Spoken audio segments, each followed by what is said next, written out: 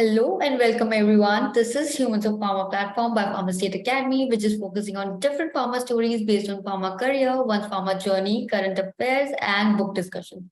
Today, I am going to take you along for another inspirational pharma journey, Direct Dil Se, where we will be having heart-to-heart discussion with a pharma leader.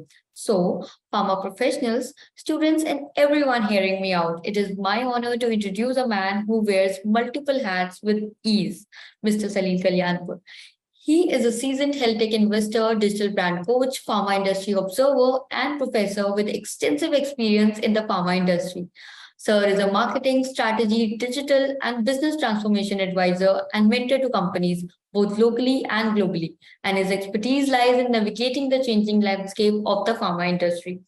Salil sir has wealth of commercial leadership experience across in-country assignments combined with global exposure across emerging markets, a highly valued external speaker and industry thought leader, making him an authority in the field of health tech investment and mentoring healthcare startups. He is also a sector expert at BTBI and visiting faculty at NMIMS Mumbai, where he teaches courses on international marketing and innovation.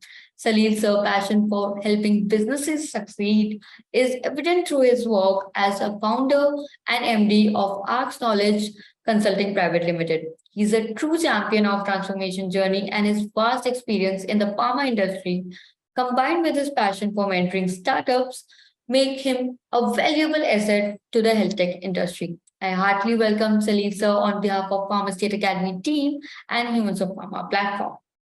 Thank you for having me, Shazia. Thank you for the words of introduction as well. Thank you so much. So here we will be looking forward to learn from your shared stories and experiences. So we are going to know more about you through a series of questions here, beginning with the first one. So if you had to describe your pharma journey in one single sentence, what would it be? I don't think I need a sentence. I think just two words will be enough. I think those are pure lucky. So I think a lot of stuff that happened in my career was a factor of me being in the right place at the right time. And sometimes, luck is defined as when you have, when you are prepared and chance happens, and then, you're in the right way to kind of grab the opportunity, something like that, So more or less, I don't think I actually planned for a lot of the things that eventually happened. My thinking was in a very different line. I hoped for a lot of different things to happen. Very few of those actually happened, but the opportunities that came through in my career span were good ones, and I don't regret having taken any one of them. Moving on, so you seem to have a talent for simplifying complex concepts and making them fun to learn, as people who know you say that. How do you think this skill translates to your work in the industry during all this time? More than a skill, I think it was a necessity for me, because I'm not a very bright guy, so I don't understand, jargon or very highfalutin language, and I like to keep things simple. And so what I've realized over time is the way I like to understand things. I think I like to explain it to others also in that sort of way. And so over a period of time, what I've realized is that it helps to speak simple and direct language rather than, a lot of jargon and a lot of complex ways in which you can build sentences, like what one of my managers used to call an alphabet soup. So he used to say, don't build alphabet soups, make it simple. You can complicate it as much as you want to. That was his actual sentence. He would say that you can complicate it as much as you like, but keep it simple. And the more you keep it simple, the easier it is for people to understand. And if it's easy for people to understand, they know what they want to do, what you have to do. And, that shows directly on results that you're expecting from them. So that's a principle that I have observed for a large part of my life in the industry. After that, as I neared the twilight of my span in the pharmaceutical industry, I started to teach at Narsimonji. I'm a visiting professor there. I've 9 batches have graduated. This is the 10th in June. I will have my 10th batch coming in. So it's been a long time. I mean, time flew. But then what I realized is when you speak to youngsters, when most of them are people with very little experience or no experience at all. And so the language that you must have for that audience necessarily has to be very simple, and it has to be peppered with a lot of examples and analogies and things like that. So which works very well for me, because that is the way that I understand things also, right? Like I said, I'm not too bright, so those kind of things are have helped me. So I basically treat others like I would like to be treated myself. This should be the ultimate goal as well. I think so. Yeah. So, moving on, as you have gained more experience in the industry, as you have already said that, is that any way impacted your personal or professional goals? Oh, yes, yes. Actually, I have about 25 years of experience in the industry, working in the industry, and 6 years working with the industry.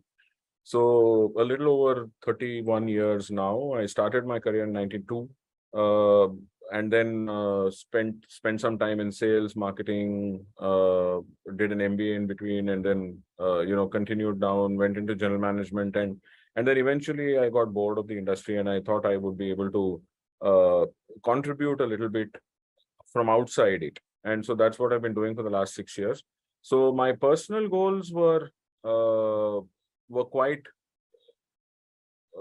fulfilling, in the sense that I always wanted to do something where I could help youngsters in the industry understand and navigate the ropes, learn the tricks of the trade, and so on and so forth. So if you look at my bio on my Twitter account, you will see that I call myself an armchair analyst of rat race running and drug pushing. So those were two things that I used to do. The third was as a champion gully cricketer as a young boy.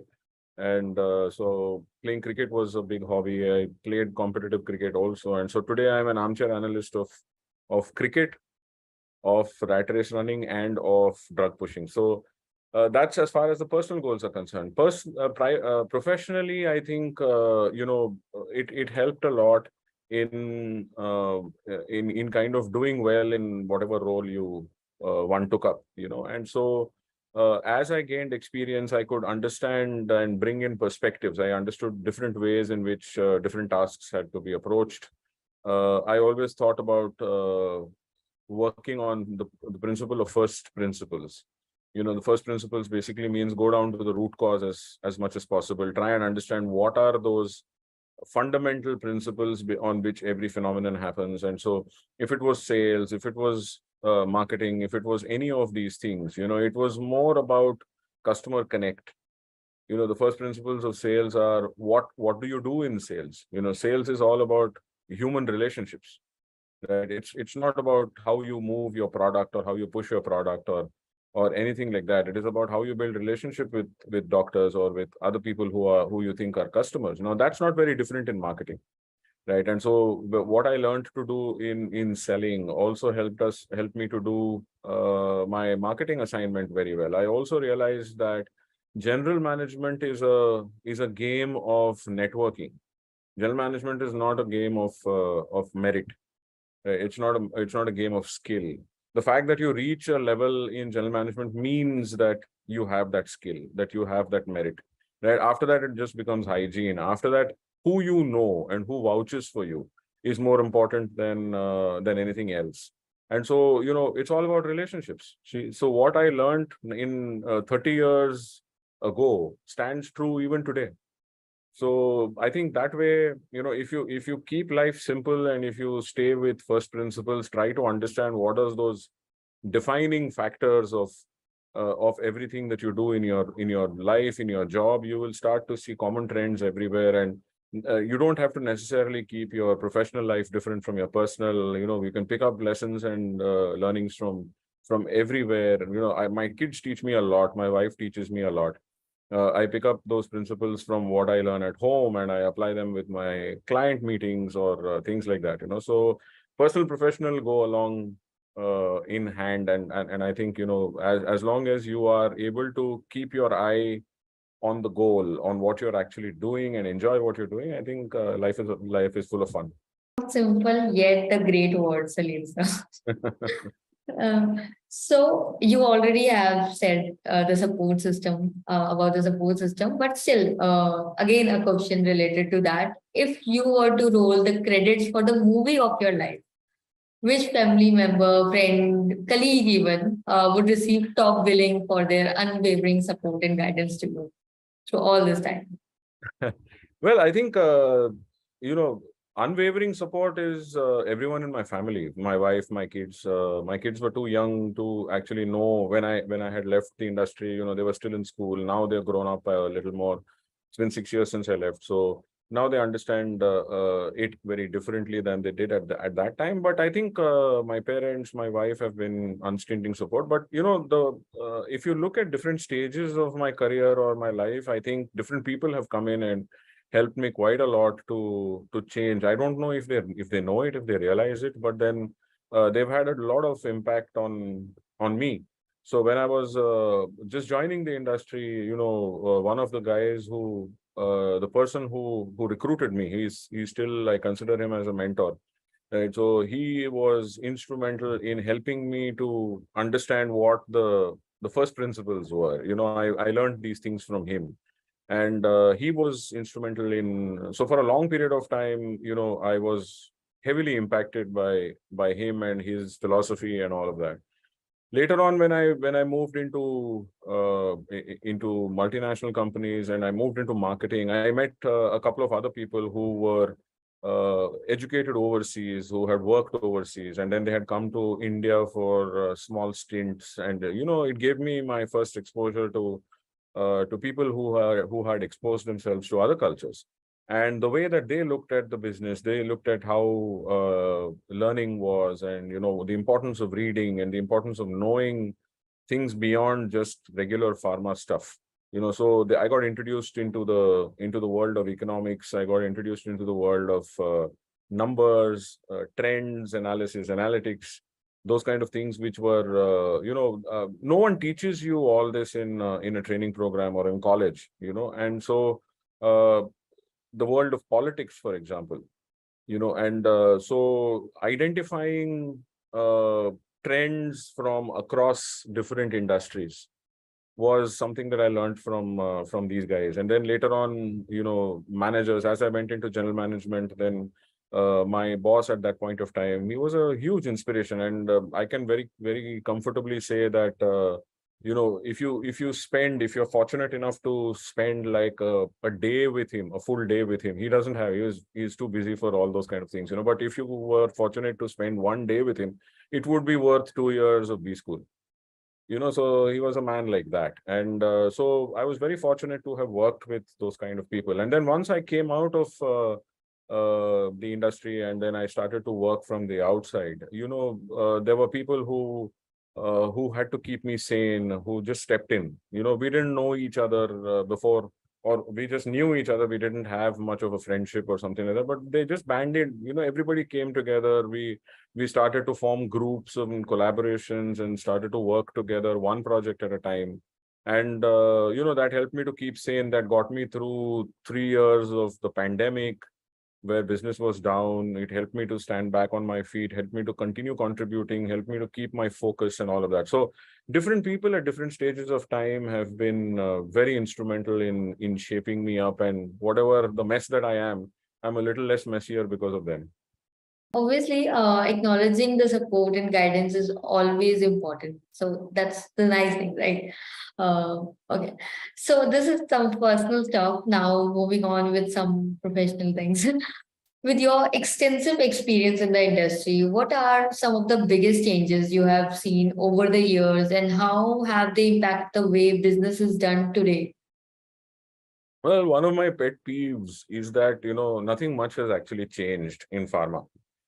So, you know, in 1992, the way business was done, I don't think in 2023 business is any different.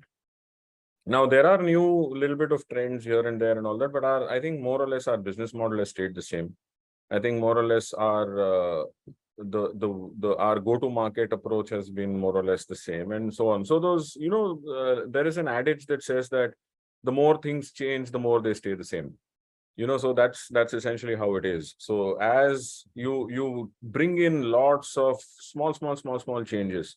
So if you see a day in the life of a product manager in 2002.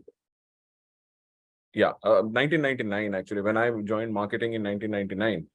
The first day of my stint in product management would have been probably very different from the stint that one of my students will go through in as his or her first day in product management.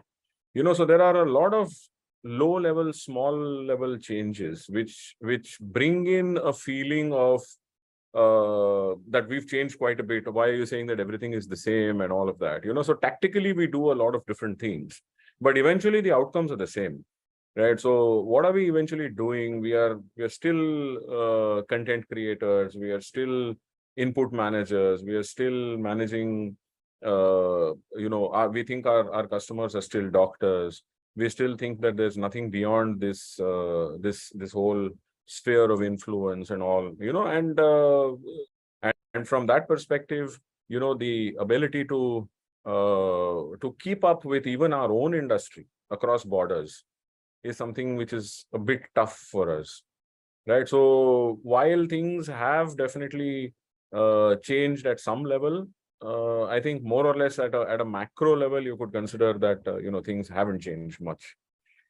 I hope I haven't confused you, Shazia, with my having changed, not changed. No. The perspective here is a really much needed. So yeah, a different perspective, but yes, a much needed one. One of my Yeah. managers used to say, that one of the best advices that I have received as a rookie product manager was from my super boss at that time, who told me, don't fall prey to MAFA.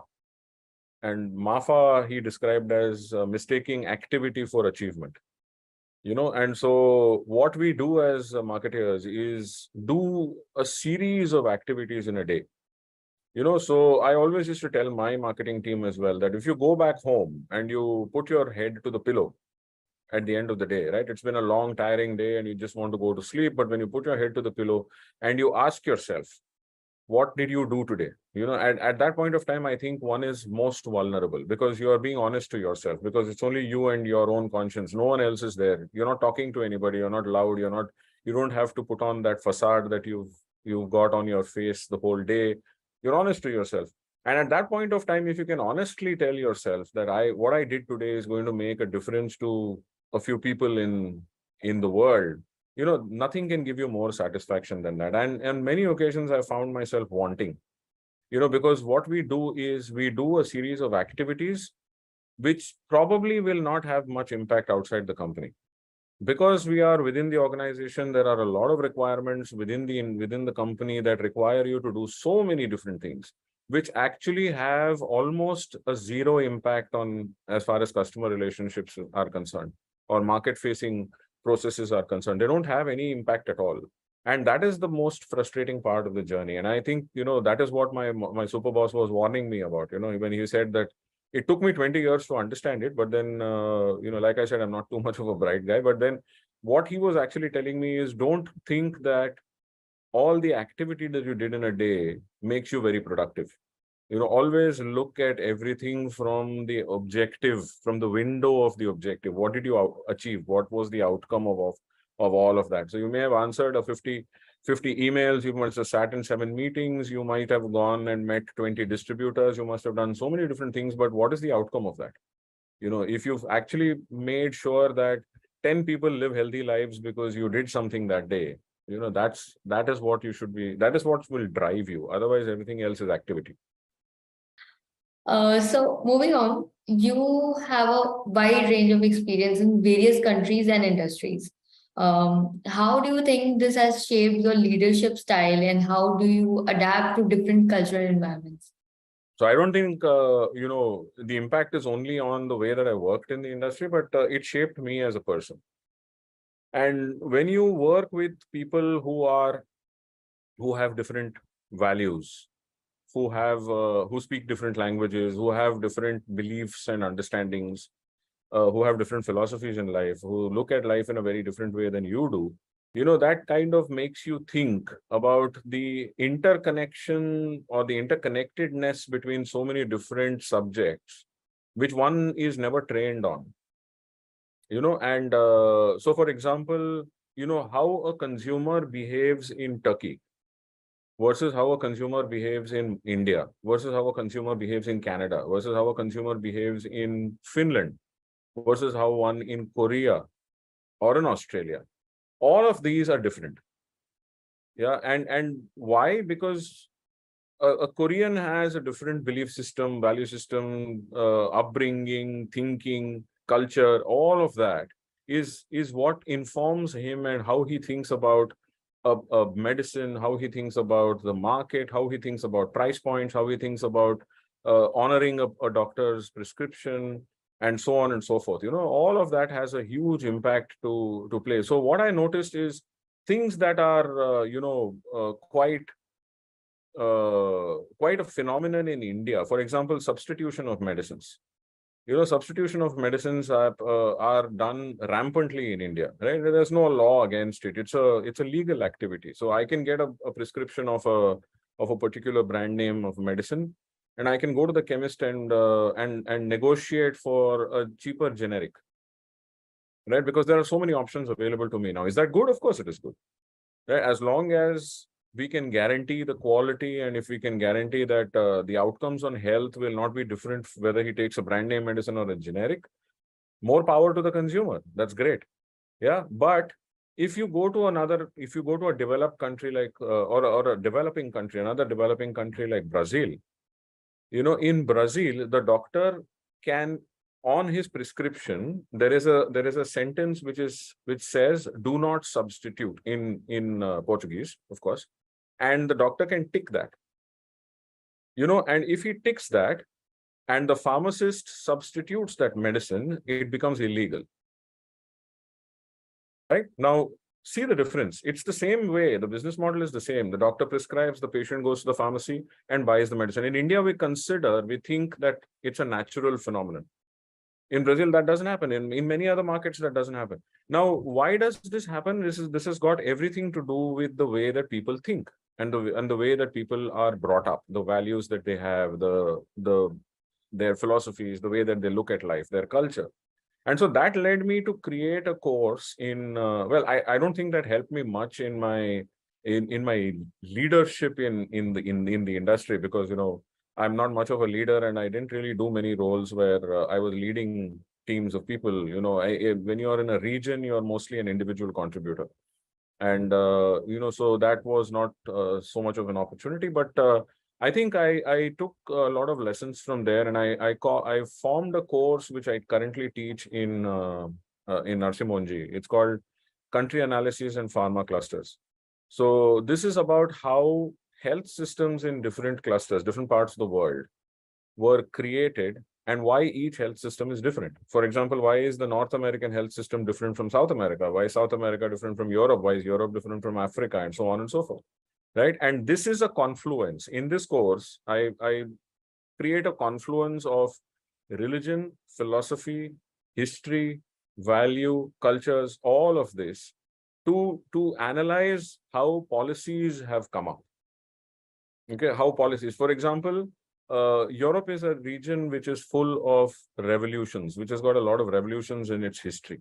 And what were the people revolting against? People were revolting against aristocracy. They were revolting against the establishment, against monarchy, right? And so, obviously, that brings to the fore a very socialist kind of thinking in the European people, right? And so, therefore, even while European countries are capitalist, the people think in a very socialist way. And so, therefore, they value human life greatly. And when they value human life greatly, their policies will be pro-human. And so, therefore, making sure that healthcare is free for everybody, education is free for everybody, quality medicines are not compromised upon.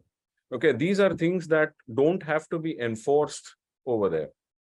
Okay, but if you see a country like India, in India, we are we grew up in scarcity, right? In the recent past, because of our history, we've grown up in scarcity where many people chase scarce resources.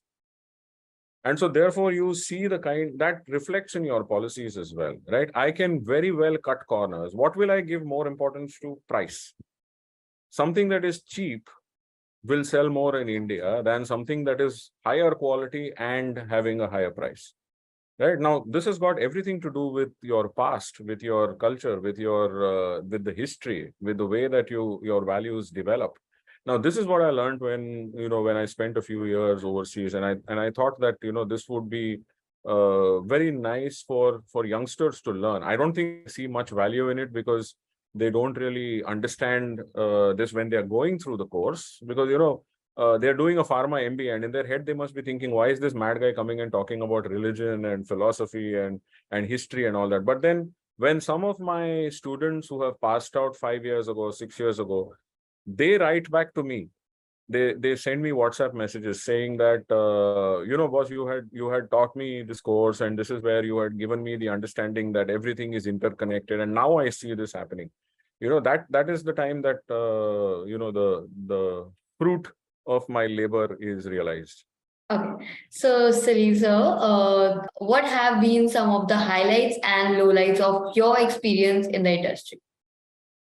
Well, I think as far as highlights are concerned, I think my movement from one role to another, in the sense that from sales to marketing, from marketing to uh, general management, and so every time I did some of these stints and moved on to new roles, I thought they were opportunities to learn more, to meet new people, to experience new things, and to eventually become better as a professional. And so I think those movements through the 23, 24 years that I was, 25 years I think, in the industry, were quite easily the highlights of my career.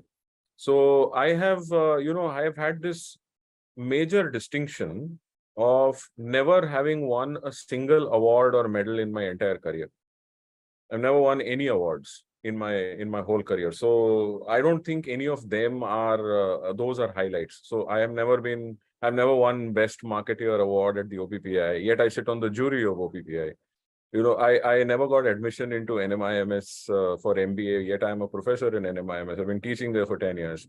I've never been awarded a gold medal in any phase of work, or any place where, oh, you were the number one performer, or yet I've had probably about 9 or 10 promotions in my career. And so, I consider those as important highlights of my career. And I think what I missed by not getting any awards, I kind of made that up by frequently getting new roles and new opportunities to learn and develop. So I think that is definitely, those are some of the highlights of my career. As far as lowlights are concerned, I've been quite a contrarian. I've always had a feeling that my thoughts and ideas were not in line and not in tandem with management on most occasions. And so I wouldn't be an outwardly spoken rebel. I wouldn't actually go and have confrontational meetings with people in when you're doing a boardroom meeting, or when you're sitting with a group of people and all that. There wouldn't be a showdown. I was not that kind of a guy. But then in one-on-one conversations, I would actually bring up those points and say that, this is what I think, and I think this is the way that you should be thinking about it, and all of that. Now, that kind of didn't always lead to favorable outcomes, and so when I was in the industry, I probably was at a position where I could not be laughed at. But the moment I left the industry and I continued that, and I've spoken to leadership teams of various companies on various topics and all of that, and some of those ideas have probably not been in tune with what they were thinking. So I've had the feeling that people were suppressing laughter, or people were kind of thinking that this guy is a mad fellow, and things like that. So I think those are what you could call as thought processes which are not aligned with, and I'm not too much of a conformist. And that is something that I try to inculcate in the youngsters who work with me as well. So my founders, the students, the youngsters, young professionals who I mentor and all of that, I keep telling them that, it's okay to be contrarian. It's okay to have thoughts which are not in line with what a professor says. And so I've got a lot of compliments in class saying that you're the only guy who has the patience to hear us out. Other people say that this is not what you should be talking about and all of that. And you spend a lot of time in helping us to understand these aspects better. But then there is always some other people, some other students or some other youngsters who will come back and say, I think a lot of time is wasted by doing these things. These are not in the curriculum, so you shouldn't be thinking about this. We digress from the main topic, and so you shouldn't do that. And so over a period of time, I've learned to balance the two things. But I think through the industry, through my 31 years in the marketplace, these are some of the twists and turns that I have experienced. Leading on, looking back on your career, Salil sir, what accomplishments are you most proud of, and what impact do you hope to have on the industry in the years to come? Like one you have already stated, actually. Yeah. What? I think I was going to say the same thing. I think my accomplishments are, I wouldn't take the positions that I held or the money that I made or any of that as an accomplishment. I think that is something that is necessary for life. But I think my accomplishment is yet to happen, and what I want to happen is to create a legacy. That somebody will remember something I said or something that I spoke about or something like that, many years later, and they will actually benefit from it. And I see this happening in the kind of work that I'm doing now, which is why I moved out of the industry, because the industry wasn't going to give me an opportunity to do this, right? And I was kind of doing a lot of work to help somebody else make money, which was not really making sense to me. So I thought I would much rather step out and do things on my own. And I took it upon myself, and not just myself, there are a lot of other people as well who have joined hands with. Some of them have joined hands with me. Some of them are doing much better work than I am doing on their own. And they're educating the industry on the future trends that are happening, like digital, artificial intelligence, like how technology will have an impact on the way that healthcare is consumed and healthcare is delivered, and so on and so forth.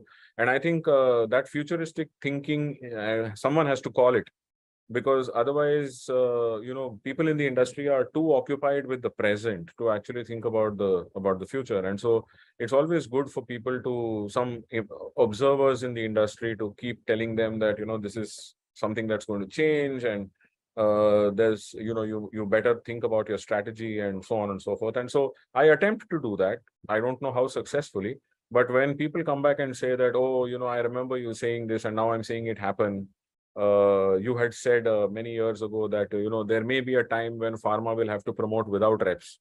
And in 2020, I got a lot of messages from my old friends who said, "तूने बोला था यार ये." तभी मैं सोचा, I had not kind of understood it fully, but now see, this is a time when we have to actually think about selling our medicines without reps, and we are not prepared for that at all. So things like that, kind of give you some validation that what you're doing is making an iota of difference in the industry. So I think today the greatest delta that I can have in terms of changing people's thought processes is through the roughly about 100 students who graduate every year from NMIMS. And so, there are about 900 of them in the industry by now, since 2014. And I'm sure at least about 10% of them will probably reach decision-making positions very soon. And if they are able to use some of the things that I spoke about, and which made sense with them, and then think about how to change the way that the industry can benefit from, I think then, there's no greater accomplishment than that. And clearly, with such a great thoughts, you made it so much clear that meaningful impact, how you have made the meaningful impact in the field. Okay, yeah, great. I'm moving in throughout this interview process, and I see the positive attitude, and people who knows you are can vouch on that part as well. Salil sir, is there any on-the-go mantra that you follow in every scenario that is responsible for your positive attitude toward the people around you? Well, I encourage people to understand what they read. I think I try to inculcate a behavior of curiosity in people, in youngsters, especially in youngsters, because nobody older will listen to me. So those poor guys have no other option, because I'm their professor, so they have no other option but to listen. And so I try to give them that understanding that don't look at anything on face value. Never ever form an opinion by reading one piece, one article, looking at one video, or reading some headline somewhere, or those kind of things. And worst of all, never trust what WhatsApp sends you. So from that perspective, I think some of them get it, most of them don't. It's very difficult for people to actually develop that level of curiosity, because curiosity requires rigor. If you're curious about something, you want to understand it better, and you have to do a lot of hard work to find the information and to read various points of view and to understand and all that. So I think in the process, what happens is you become more knowledgeable. You understand things from a much better perspective, and you therefore become a better person. But not everybody is willing to commit themselves to that sort of rigor. So I feel a little upset about that. But even if 10% of people listen to what I say, and they take up this mantra of developing curiosity and trying to find out more about everything that they see and hear, I think the world will be a much better place than it is today. And surely grounded and positive, even in challenging situations. Because of this, everyone around you sees you with full admiration, I guess. Uh, okay, so my last question, Salil sir. If you could go back and give your younger self or every young professional or student one piece of advice about navigating the pharma world, what would it be? Or in general? I think this the advice that I just gave to that I said I gave to youngsters about being curious. I didn't follow that when I was their age. So every time I tell those guys, everyone, whenever they ask me, how did you become like this, and I want to become like you, and I tell them that you are much smarter than I am, because for the simple reason that you know so much more than I did when I was your age. When I was 21, 22, the amount of naivety that I had, the amount of ignorance that I had, the amount of stupidity that was there in my head, the kind of arrogance that I had in my head was unbelievable. So, and that was largely because neither was there there was no curiosity for me. Even if there was curiosity, there were no sources of info, limited sources of information. Today, the internet makes learning so much more easy, and I was never very bright academically. And so there was never an opportunity, or I didn't really feel the need to know more. It was not that I had half-baked ideas about anything. It was just that I didn't know. Ignorance was bliss. And so I was like in my own happy world, thinking that what I knew was everything, and that I was great, and I was this and I was that. And so that arrogance that comes with ignorance is more dangerous than just being arrogant. So arrogance plus ignorance can kill you. And so that was where I was. And then as I got into the industry, as I realized, as I met these people that I mentioned, people who mentored me, people who were very patient with me, you could look at me and say that I was stupid, but then there were people who had the patience.